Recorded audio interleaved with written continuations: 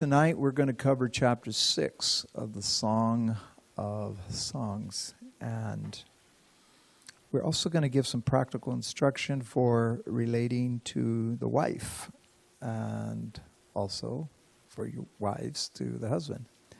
So we're not only wanted to teach verse by verse through this section, but we also want to say some important things out of this, because if you remember the first two chapters, they fall in love.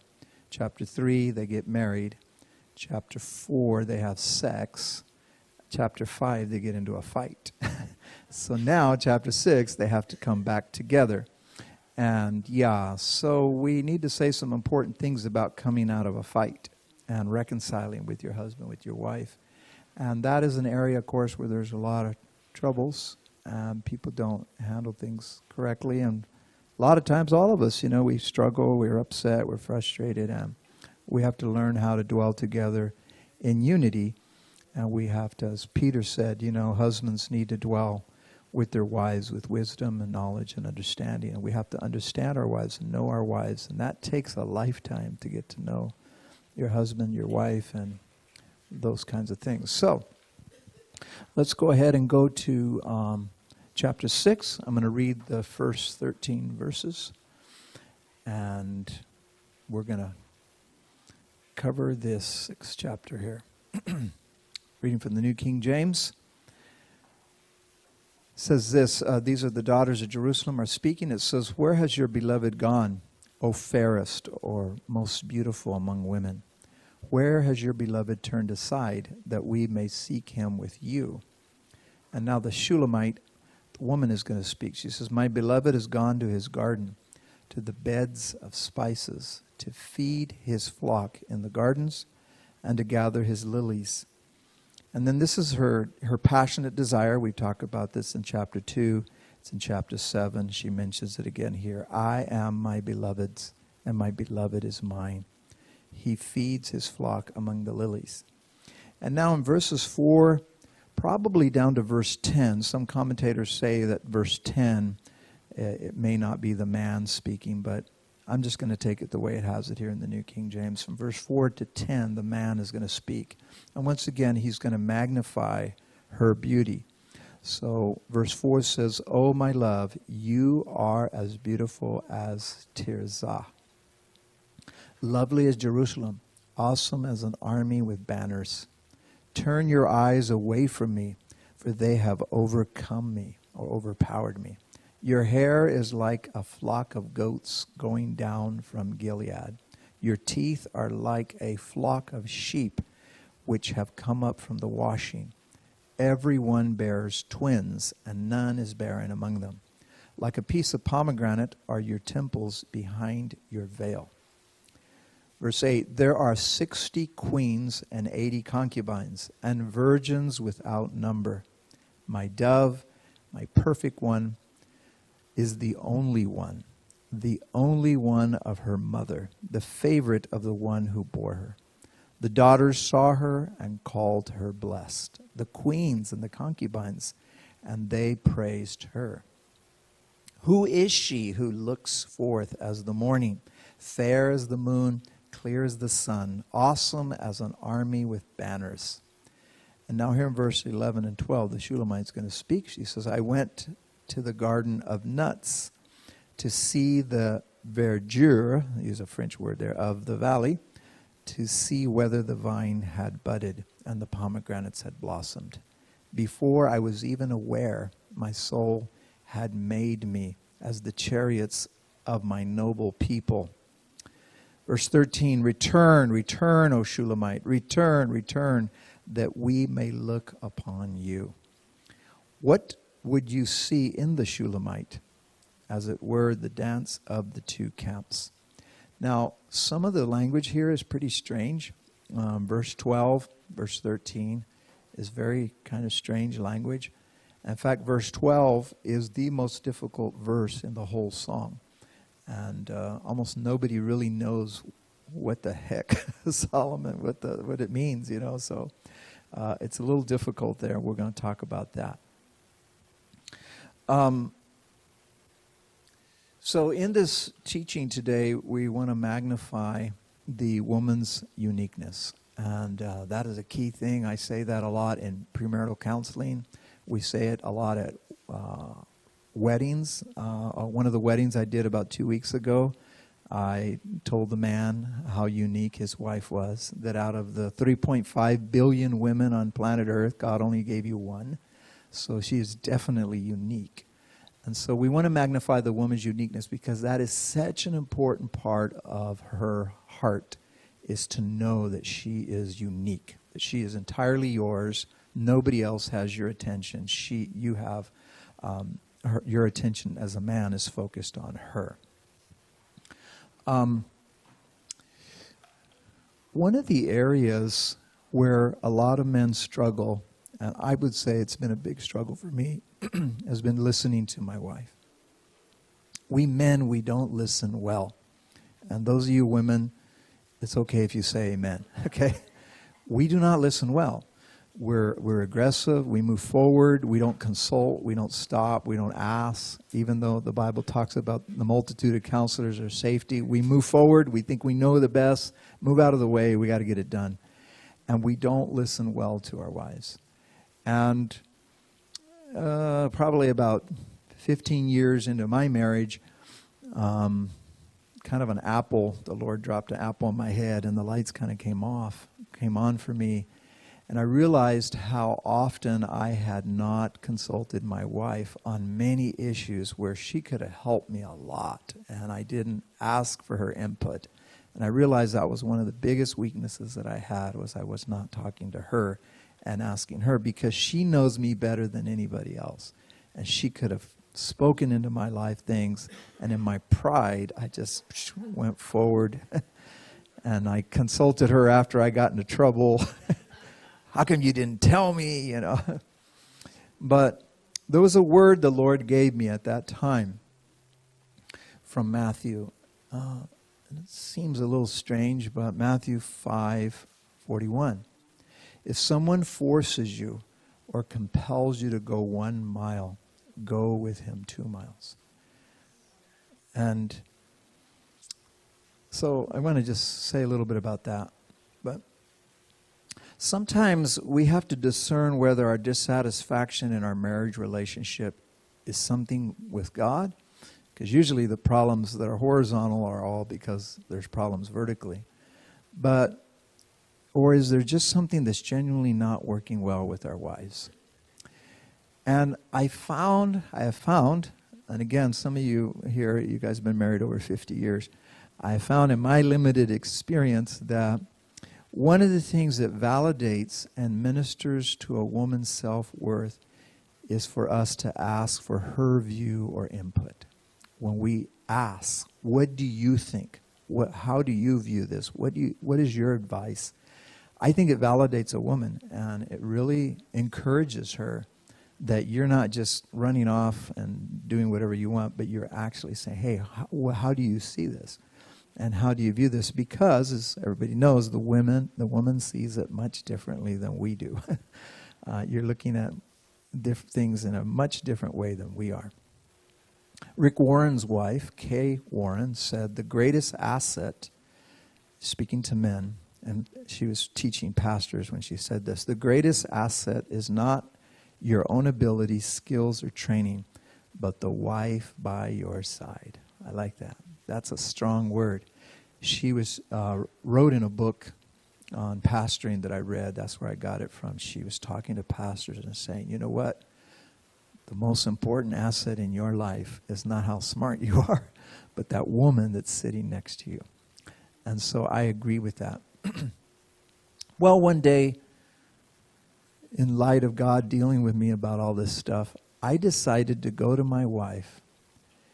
And the Lord kind of put this in my heart. I want you to go to her, and I want you to ask her, is there or are there areas in my life that she sees I need to work on? And I want to tell you that's a very dangerous question to ask your wife. And so I did. I went to my wife and I say, is there an area? And, you know, I was thinking in my pride, she's not going to be able to come up with more than like one or two, you know. Like, I got this down, And I asked her, I go, is there an area in my life that you see? I said, because you're able to see my blind spots. Is there an area in my life where I can improve? Or like I'm not, like it's rubbing you the wrong way, or you see something that's definitely wrong. Well, when she put up her hand and she started going like this, and she got the other hand up, and I go, wait a minute, I just said one thing. I didn't say to bring up all my sins here today. Well, interestingly, the very first comment she made was, she goes, we already have 2 kids in this house. I don't need a third. Oh, man, you talk about letting the air out of the bag. That was bad. I said, what? She said, yes, I have 2 kids that I'm taking care of right now, and I don't need a third kid. Oh, boy. Well, isn't it funny what a wife will observe that I was not observing? So I said, okay, tell me, just I'm going to take it. I won't get mad. Just tell me. So she goes, apparently you don't notice this, but she says, every morning right next to your bed is a pile of clothes. She goes, you're like a snake. You shed your skin. And you leave all these shirts and shorts and calzones everywhere.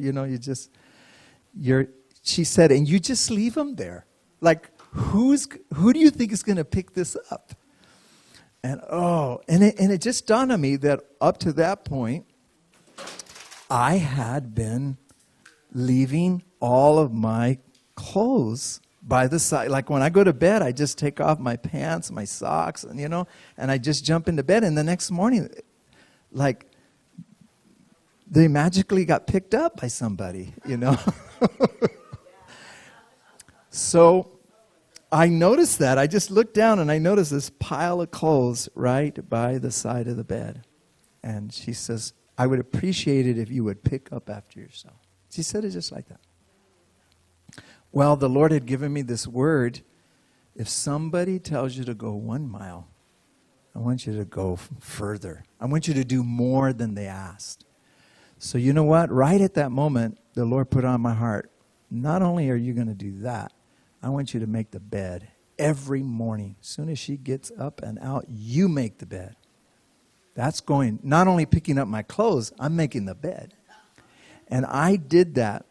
And I've been doing that pretty consistently. Well, she beats me to it now, but I do the bed. I pick out my clothes. I don't leave anything on the ground. I haven't for the last 15 years since that comment that she encouraged me with. But all to say, it's good to receive input from your husband, from your wife. And they are able to see things that often are blind spots for us. And we don't even know how it's irritating them. And it's good to find out, open ourselves up, and be ready to be changed. Here in verse 1, remember in last week in chapter 5, verse 9, these women were real cynical because the guy had left. Remember that? She opened the door to him, but he was gone. He was mad. He was frustrated. He came because he wanted to be intimate with his wife, and he took off because she had locked the door. And then the daughters of Jerusalem in verse 9, they were cynically saying, why do we even have to go look for this guy? He's a rat, Why are you wanting us to look for him? Well, if you remember from verse 10 down to verse 16, she praises his good points. And so here, this is really a continuation from chapter 5. They all of a sudden realize, hey, your beloved is somebody, we're going to help you find him. He's such a good guy. And there was a change there in attitude among these daughters of Jerusalem because she had praised him in such a way that they saw how valuable he was. And one translation says, The ERV says, beautiful woman, where has your lover gone? Which way did your lover go? Tell us so that we can help you look for him. So now they're not being cynical. They're saying, hey, this guy is really somebody that you should go after. So the whole negative view that they had of him changed because of what she said. And so they saw how valuable he was. And once again, to point out to the women, it is important to praise your husband's good points and not talk to others about all of his bad ones, especially not those who are going to tear him down. So we want to always focus on the good. We said that, Philippians 4:8, Paul said to focus on the things that are praiseworthy, that are good, that are virtuous, that are right, and not on the negative. Because how many know if you look for dirt, you're going to find it? If you look for bad in other people, it's easy to find it. Because we all have flaws. We all have faults. We're all missing the mark in some way, and we need the grace of Jesus. So it's more encouraging and positive, even for our sake, to look at the good points and not magnify all the bad. Okay, top of page 87. Verse 2. So now here, the Shulamite, the woman, speaks. And so after the fight of chapter 5, they have to kiss and make up, and they're having sex again. Most commentators believe here in verse 2 that they're back where they were in chapter 5, verse 1, where they were definitely having sex. And here they're back at it once again. And Achan, the commentator, says that in particular she's revealing herself, because she was the garden, and it's giving of herself in lovemaking.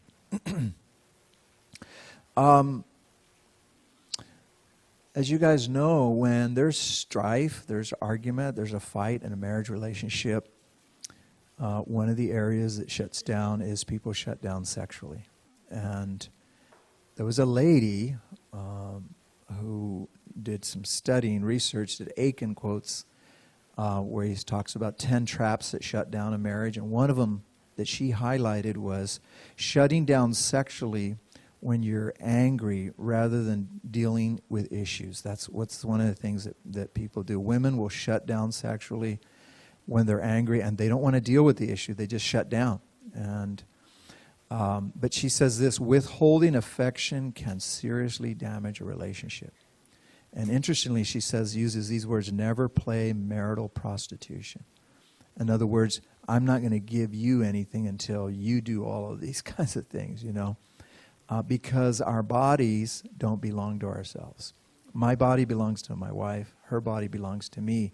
And so if you have to earn sex, you have to pay for your sins and earn it, and I'm not going to give you anything until you do good for the next month, well, you're creating a lot of problems for your relationship. So we have to work towards reconciliation. We always want to do that. In verse 2, the young woman responds to the question of verse 1 in a rather puzzling way. Isn't it interesting? She's telling everybody, help me find him, help me find him. And it's like when they're asking, how can we help you seek him? Oh, he's in his garden. It's like, well, was he even lost in the first place? You already know where he is. Her lover is not lost after all, but is with her, clearly enjoying the delight she offers. As noted above, there seems to be a note of triumph in this declaration. She is with him, and no one else can have him. So this phrase, also gathering lilies, or to pluck lilies, is a metaphor for enjoying what the garden offers. And those phrases in the Song of Solomon have to do with sexual intimacy. This verse here, verse 3, is a very key verse, and we've made this kind of the theme of our class.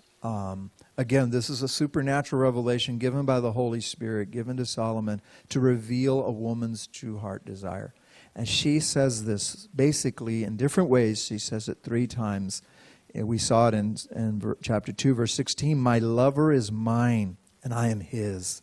He browses among the lilies. We're going to see it the next time we meet in chapter 7, verse 10. I belong to my lover, and I love these words, and his desire is for me.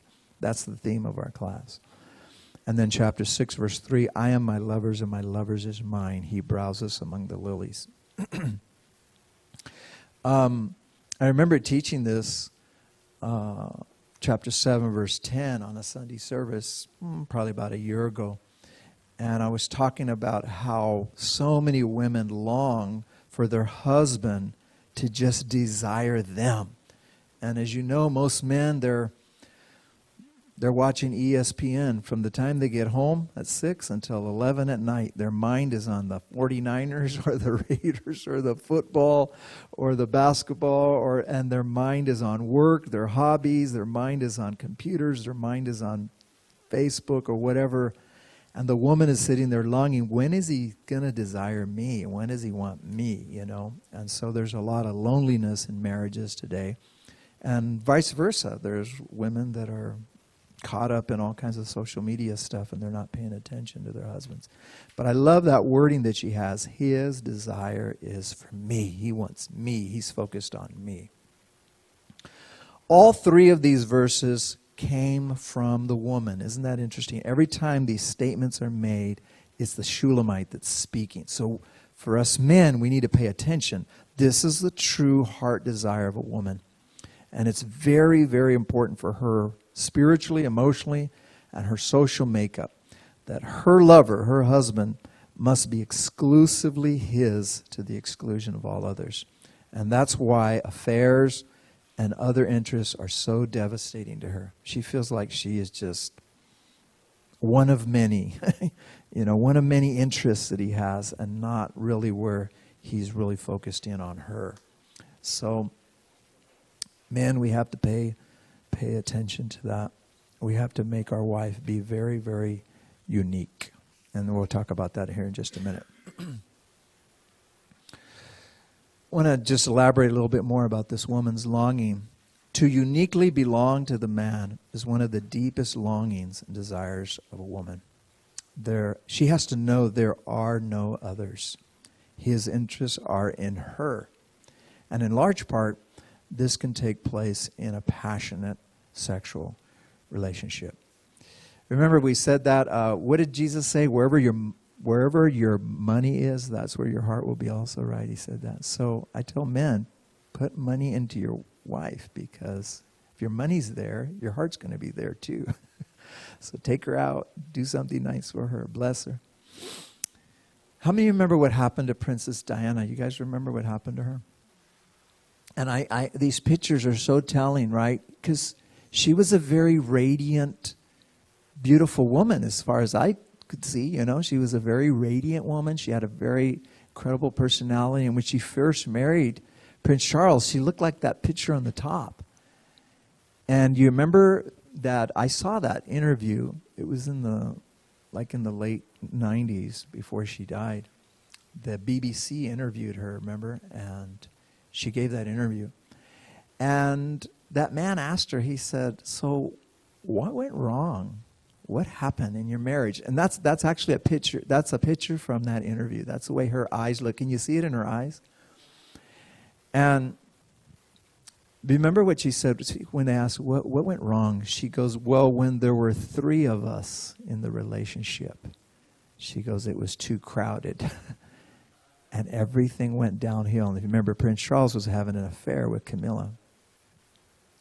Well, she ended up having her own affair as well. But the point is, there was somebody else there. She was not his only lover. He had other interests.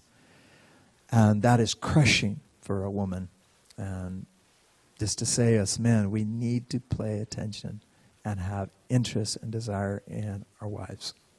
And that's going to be part of your homework to ask, how do you minister to a woman's uniqueness? Well, it's important to take time and focus in on your wife. And that's true, too, for us spiritually, right? Us ministers and people who are in ministry, that we don't make the church and ministry our mistress. Our wife stays at home and she's not involved. She's not in our radar. She's not within our scope. What we find here in verses 4, 5, 6 and 7, we already saw very, very similar language in chapter 4, verses 1 to 3. And we covered that back then. I'm not going to cover it again. He uses the same words. As you know, men are not as poetic, not as fluent in language as she is. She's very flowery, if we saw last week, the things that she was saying about him. He's going to use the same stuff, same examples, same flock of goats, same thing from Gilead, same the pomegranates for her cheeks and all those kinds of things. So he's going to repeat himself a lot. And this time, he's not going to focus on the rest of her body like he will next time in chapter 7. He's going to cover her from the bottom of her feet to the top of her feet. In chapter 4, he covered her from the top down to the bottom. In chapter 7, he's going to go from the bottom to the top. But here, he's just going to focus on her face. Her eyes, her hair, her teeth, her temples, her cheek. So that's it. He's not going to focus on anything else.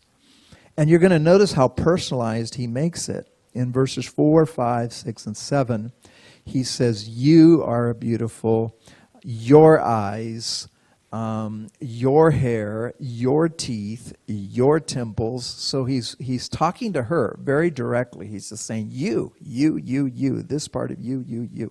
So he's very much focused in on her. And here in verse 4, he starts by comparing her with some cities. Now, I don't know if I told Irma, you're as beautiful as Kerman. I mean, that's not going to really go very far with her, or Los Angeles or San Francisco or something. She's not going to really get it. But in the Bible, cities are compared to women and women are compared to cities. And but here, Tirzah was a Canaanite city.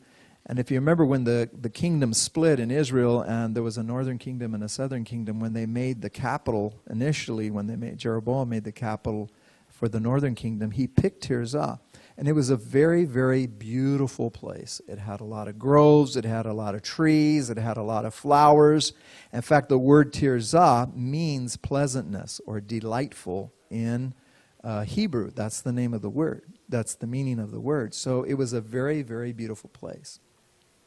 Later on, they moved it down to Samaria, but initially the capital for the northern kingdom was in Tirzah because it was such a beautiful place.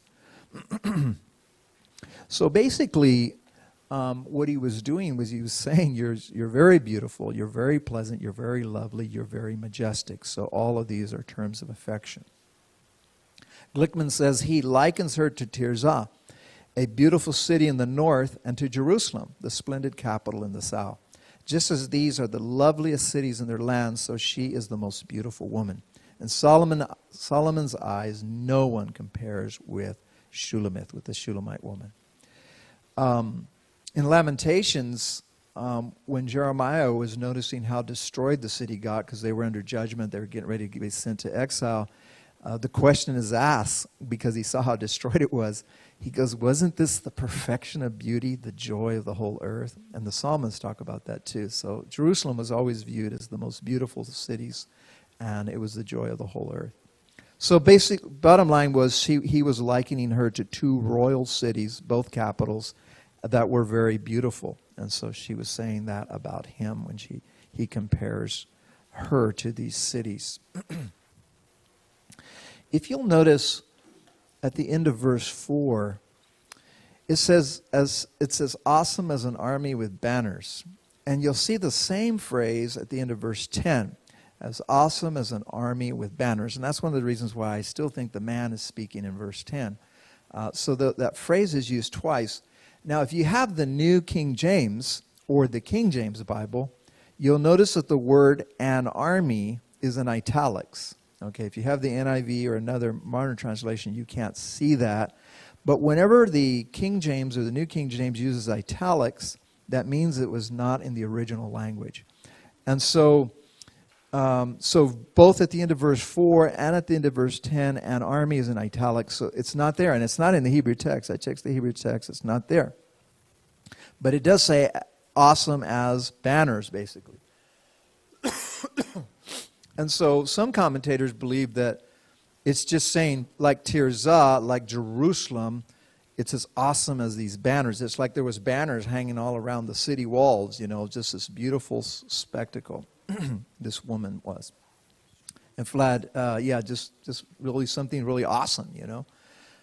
So Glidhill, in his commentary, says, literally it says in Hebrew, awesome as the bannered ones.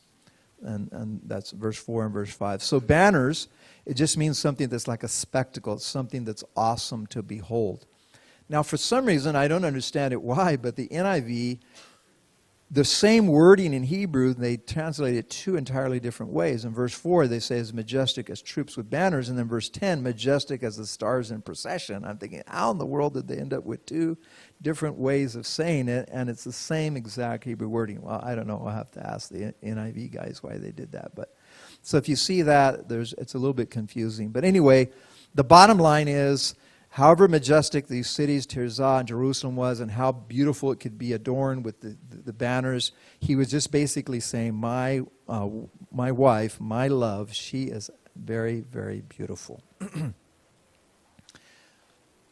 Verse 5, he uses a Hebrew imperative verb of command. He says, turn your eyes away from me, for they have overcome me. The ERV says, don't look at me, your eyes excite me too much. Another says, turn your eyes away, for they overpower me. The United Bible Society translators say what he's trying to say is, don't look at me like that. I can't resist you. Or your eyes are driving me crazy. Stop looking at me that way. Boy, that's one thing that will get a man going if you stare him down, especially if the wife does it. But Longman says, the woman's beauty is so great that it shakes the man to the very core.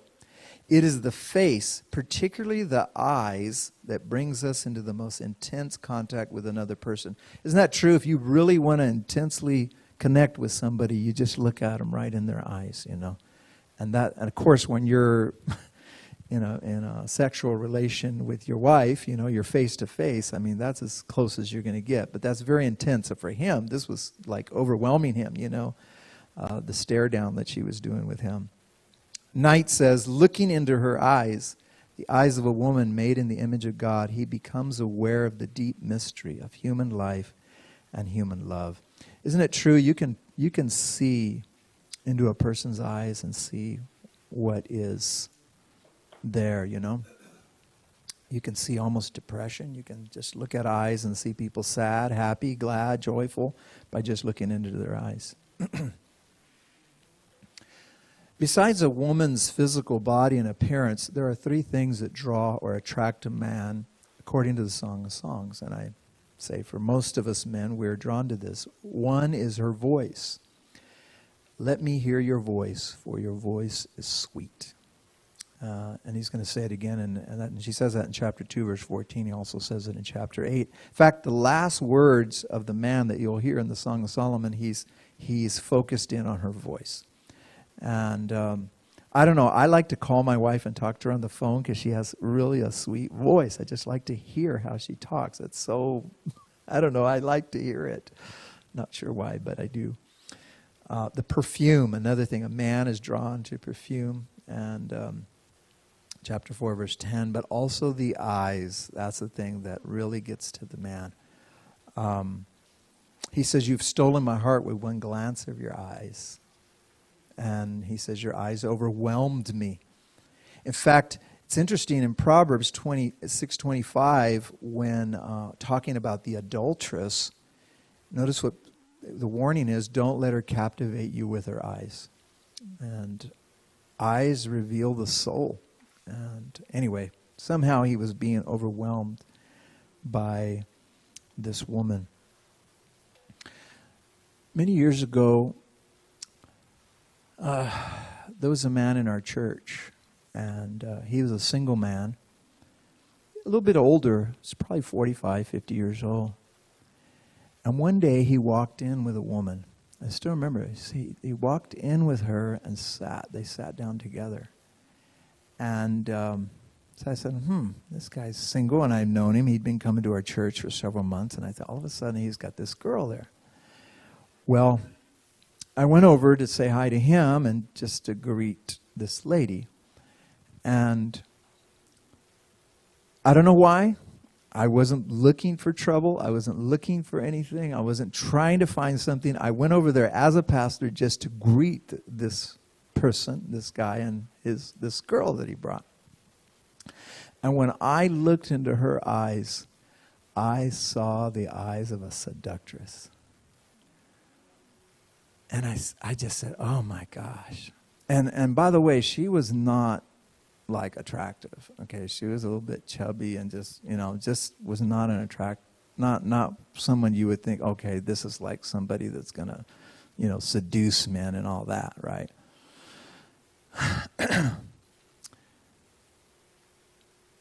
When I got home, I was bothered by this.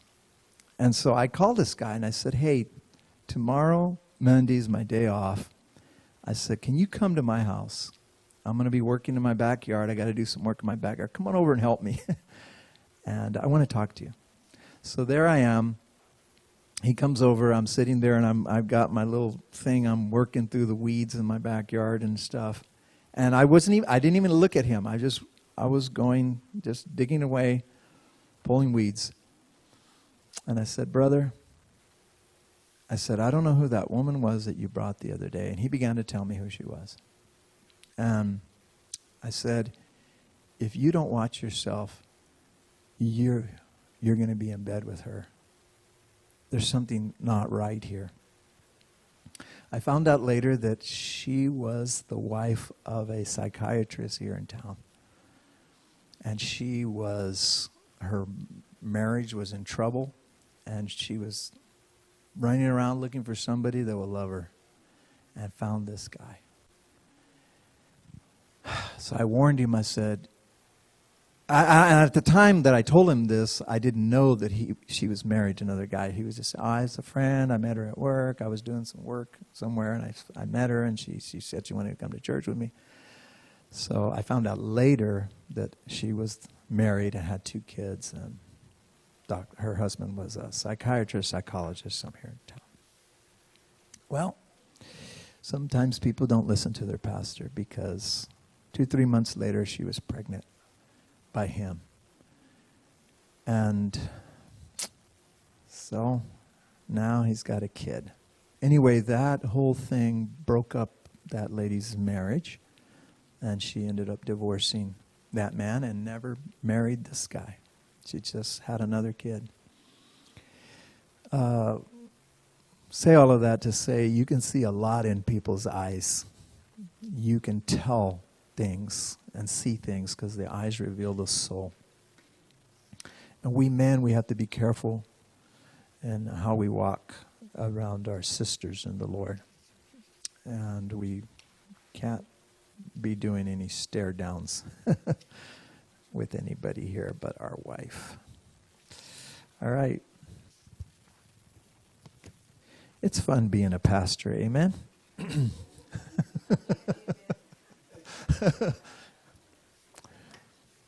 People don't listen to me. Yeah. All right.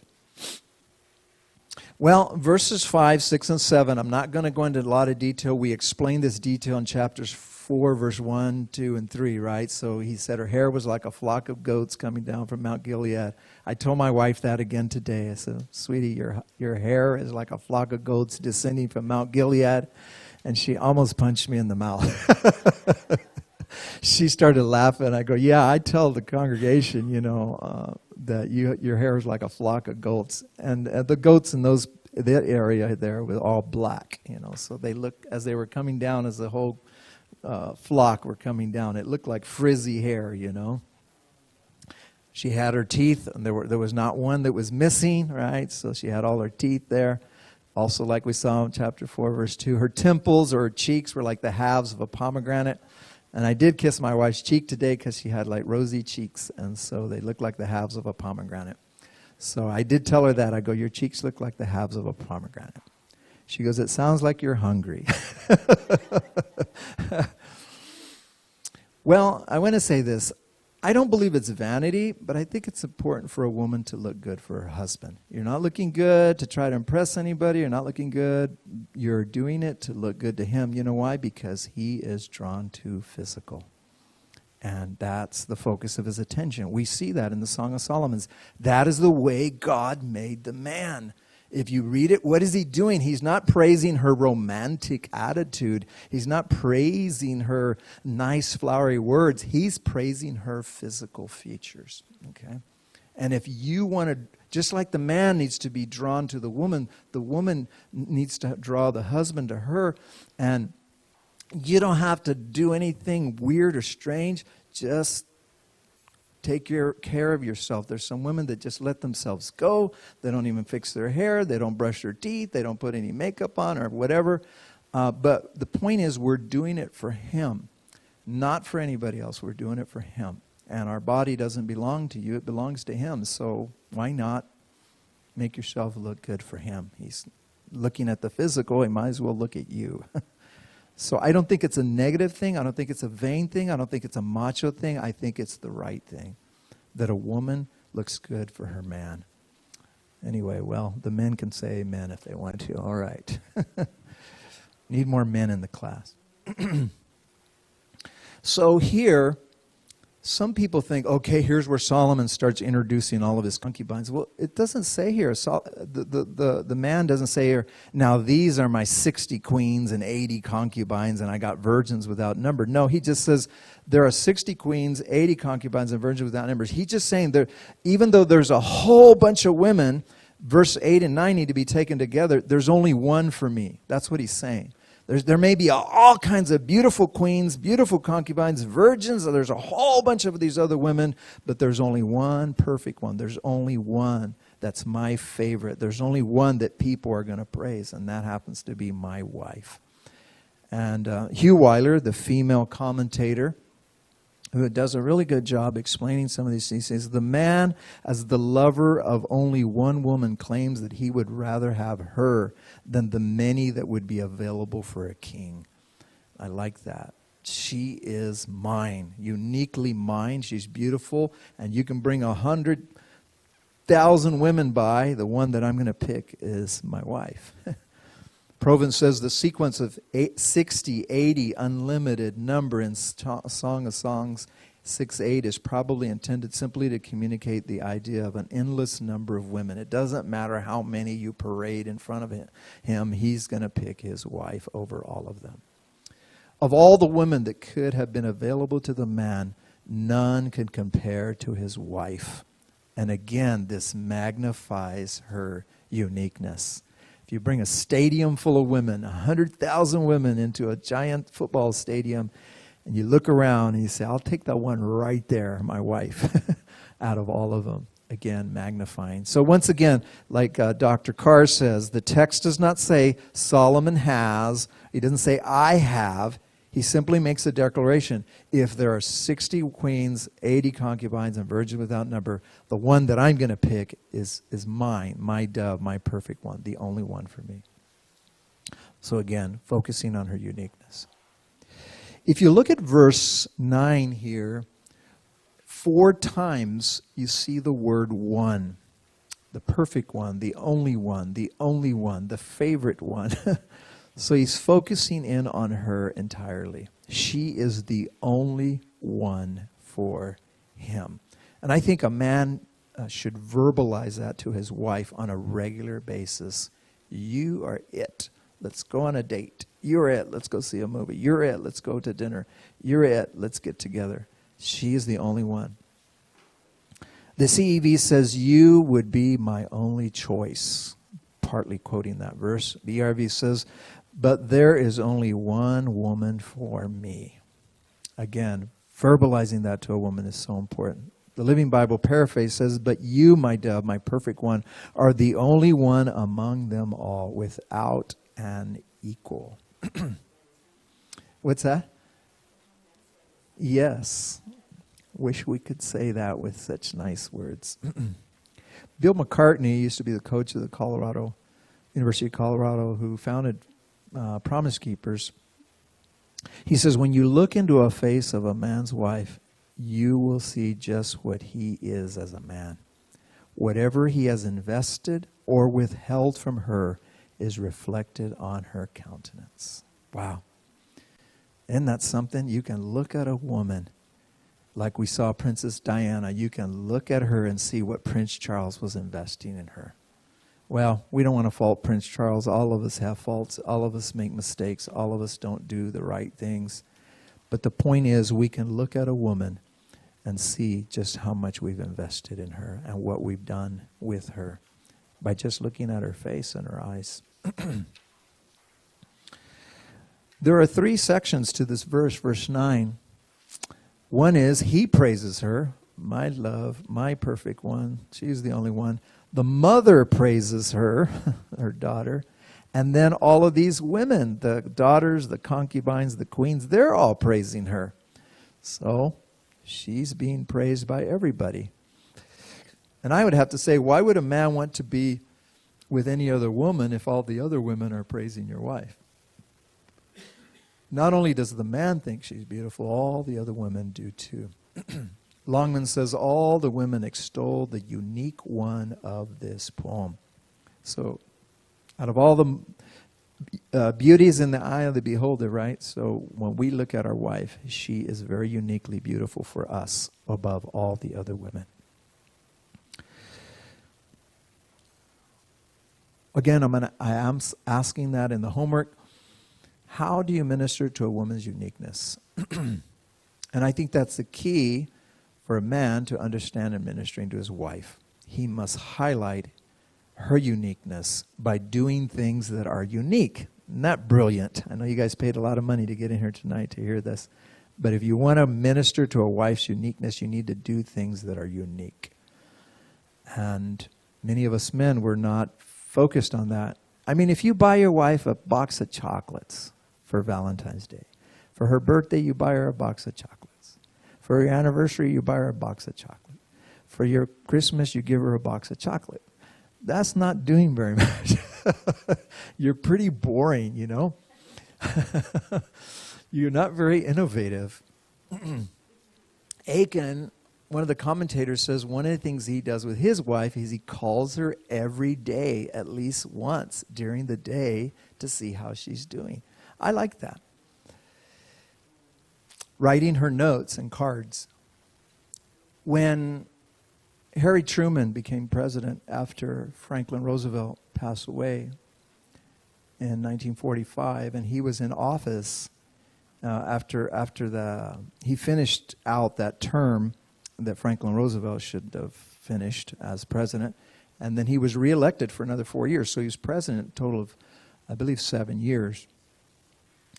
And if you remember, if you read the history on Harry Truman, his wife hated the limelight. She hated politics. So she moved, as soon as the inauguration was over, when he was sworn in as president, she went back to Missouri and lived in their house. So the whole time that he was in office, she was in Missouri with the daughter. And during the time that he was in office, those 7 years, he wrote her over 1,300 letters, love letters to his wife. And I don't know about you, but if you're busier than the President of the United States, then you're too busy. But the point I'm trying to make is he deliberately, intentionally took time to almost every day that he was in office write her a letter, a handwritten letter, and mailed it to her. And a lot of the historical things that happened with Truman, we know because of the letters that he wrote to his wife. But the point was ministering to a woman in words, with cards, with notes, ministering to her unique needs and wants, listening, letting her pray when you get together to listen to her heart. When we do things that she doesn't expect on days she's not expecting them, and that's really awesome. And honestly, I wish I could have done better with this. I have not done good with this. And I used to when I was courting her. Isn't it amazing how innovative guys are when they're courting you and they're trying to win you over? They're doing all kinds of stuff for you. They're buying you gifts and roses and sending you cards, and they're sending you roses to your office where you're at, or trying to win you over. And then after you get married, all that goes out the door, you know. You guys know that whole story, right? Well, when I was courting my wife back in the late 80s, I got this harebrained idea. I'm going to, because I was living in Ohio at the time. I just gotten out of the military, and she was living over here in Fresno, and we started this long-distance relationship. So what I did was I got several Sunday comics, the color comics, and I cut out all these characters out of there. Hagar the Horrible and Charlie Brown and all the, Beetle Bailey. I cut out all these characters out of this. And I took these characters and I taped them all together on pieces of paper, and I had them and I drew the little the little thing where you were what they were talking, and I had this whole cartoon thing, pages after pages after pages, and they were talking about Irma and I in those cartoons. So Hagar the Horrible would tell Charlie Brown, like, man, Charlie really likes Irma. So anyway, I had this whole conversation going on page after page after page. And so sometimes it would be like 10 pages long. I mean, that took a lot of time to do all that, cut out all those. I had to get like several Sunday papers and do all of that. Can I tell you, even recently, here almost 30 years later, she has every single one of those letters. Every one of those. And she pulls them out and reads them all the time. 30 years later, she's still reading those stinking letters. But those were unique things that she never forgets. She told me this recently. One of the most, because how many of you have run out of ideas of what to buy your wife? I don't know. I just she already has everything. Sometimes I buy her stuff and she just puts it in the closet. She never even uses it. So one day, my wife really likes bird of paradise plants, right? I went out and I took a close-up picture of this bird of paradise. It was the first flower that came out, and I took a close-up picture of it. I went and had it printed and I framed it. Probably cost me about $5, okay? And I gave it to her as I don't know even what kind of a gift it was, but I gave it to her. She says, that's one of my most favorite gifts you ever gave me. I didn't tell her it was I paid about $5 for that frame, and I had the thing printed at Walmart or whatever. But you know what? She says, my favorite plant is the bird of paradise, and you did it for me. And she has it on the side of her bed. There's no other pictures on the side of her bed. And I've given her more expensive gifts, and they're all in the closet. But that picture right there was uniquely my wife, God can give us unique things to do, and it doesn't have to cost a lot of money. But the point is, we're focused on her. That's what she's looking at. Well, again, I wish I was better. I wish I was Romeo, but I'm not. And so I need to pray for the Holy Spirit to give me insight, because I'm not very good with all those things. Well, in verse 10 here, I still think it's the man who is speaking. Some commentators think it's the woman. Some commentators think it's the daughters of Jerusalem. I still think it's the man, because he's talking about her. And the morning, the dawn, the moon, the sun.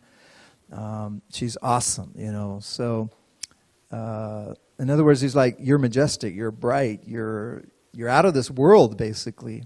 And some of these words in Hebrew, as you know, Hebrew language is a very much of a picture language. So it doesn't say like moon. It literally says white object. That's what it says. And the sun is literally in Hebrew the hot thing. So his wife was the hot thing. Glidhill says the use of the terms the dawn, the moon, the stars, the sun gives an impression of the transcendental nature of the girl's beauty. She is indeed a natural phenomena, but almost out of this world. So he was just saying, man, you're like awesome. You're out of this world. Again, magnifying the woman's uniqueness and the woman's beauty. Verse 11 and 12 need to be taken together. I'm on the top of page 92. The Shulamite is speaking here. Most of the commentators say that this is sexual language, about going into the garden, going into the valley, seeing all the greenery, the verdure of the valley. But the point is, you notice that she's going to see the vine budding, the pomegranates blooming. What is that? When is all that happening? When is all those things? It's spring, right? Spring is in the air. We saw that in an earlier chapter. And so that's what they're looking at. And in fact, if you look at chapter 7, which we'll see next week, verse 12, go over to chapter 7, verse 12. The Shulamite's going to speak there too. And notice the similarity in the language. It says, let us get up early to the vineyards. Let us see the vine. Let us see if the vine has budded, whether the grape blossoms are open and the pomegranates are in bloom. And then notice what she says, it's there I'm going to give you my love.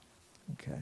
So that's why a lot of people say, he's talking here about intimacy, sexual intimacy, those kinds of things.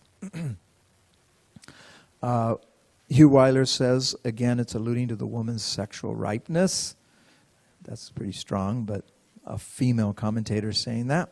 I like what Glittman says here. The Shulamith has come to Solomon with confident hope that a new spring in their relationship might begin. The couple's courtship has flowered in the spring. They harvested the fruit of marriage in the early autumn. Now, having passed through a brief winter of indifference, which we saw in chapter 5, Shulamith longs for a renewal of love similar to the renewal of life on the earth. How many of you found that from time to time in your relationship, as you're spending time with your wife over the years, you need a renewal, you need a reviving. It's a reviving of love. You kind of get into the routine, the same thing over and over, day after day, with the kids, cleaning the house, all that stuff. And there just seems to be something that you want a renewal, you want a reviving, you want an excitement, you want a stirring again. And it's always a challenge for us to make the time and set aside the time to renew our relationship with our husband, with our wife.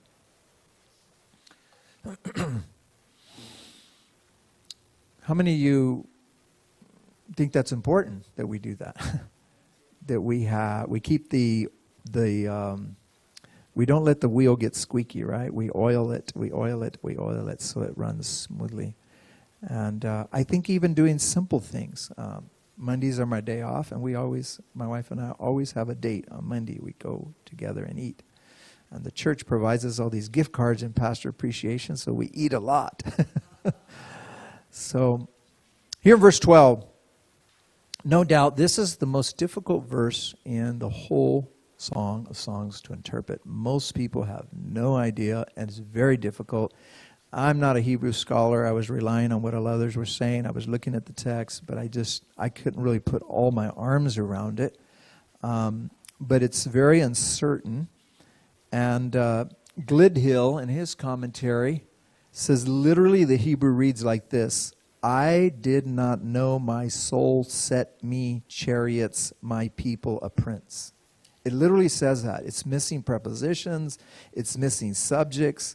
It's like, what was he saying? And we know what the words are in Hebrew, but they just don't seem to run together. It doesn't really make sense. The New Living Translation says, before I realized it, this is the woman speaking, I found myself in the royal chariot with my beloved. That seems to make, I can understand that. That seems okay.